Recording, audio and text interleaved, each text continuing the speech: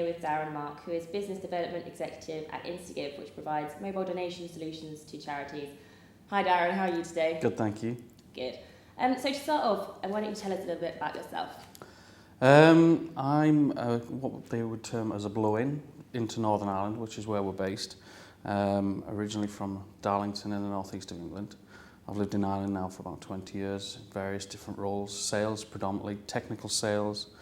I've worked with website agencies and things like that, so digital platforms, social media, and now I've moved more or less into the charity sector, taking those skills that I've learned in terms of sales and marketing and try to apply them from not so much as a fundraiser, because I really wouldn't class myself as a fundraising expert, but trying to give them the tools that they need to make their job a little bit easier. So the company's not that old, and so it's only a couple of years old. Yeah, so what's the background of instaGiv? How do you... instaGiv, the market changed about 3 years ago where Vodafone did some work with their own network and offered an SMS solution for the charities. So they've spent millions and doing brand awareness and things like that.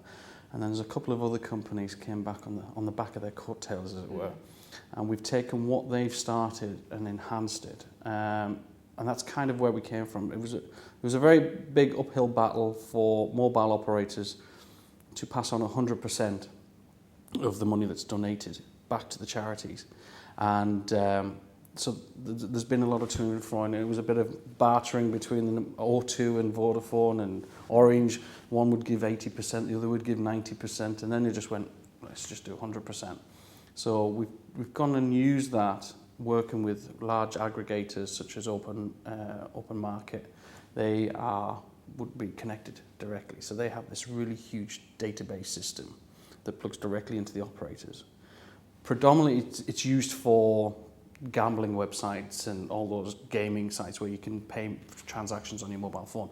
But we're using that 100% payout from the charities and then pulling all that data and giving it back to the charity, as it were. Right. So are there any particular features that charities can benefit from, apart from the obviously 100%? Well, yeah, the 100% is obviously a big plus, and it makes it a lot easier. The benefits of using, let's be honest, there are free services out there, but they're very limited in what you can do with them. So with our own developers in-house, we've got doctors of PhD level programmers. I didn't even know you could be a doctor in programming, to be honest, until I met them, so it's quite funny calling doctors and things like that. But we've got guys in there that are really keyed into programming development, and then with my background in sales and working with private industry sectors and how they would use a system. It's taking things and pushing them a little bit further.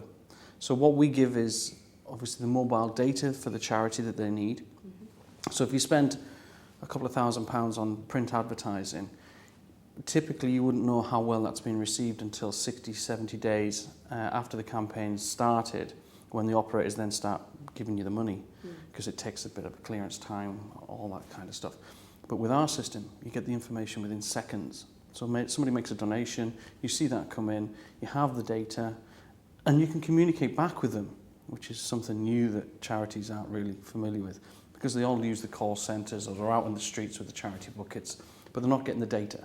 So if you spend a couple of £1,000 on a poster campaign and it hasn't worked, you'll know it hasn't worked, and then you can readdress it, or you can look at maybe tweaking it straight away, or if it's a campaign that's digitally based, so with mobile landing pages and devices, you can tweak it straight away and have more input and reword it and things like that, so everybody that interacts with it will be able to see the newer version, so it's more dynamic. Okay. So. If you'd like to find out more, follow us on Twitter, check us out on Facebook, LinkedIn, or visit us at www.charitydigitalnews.co.uk.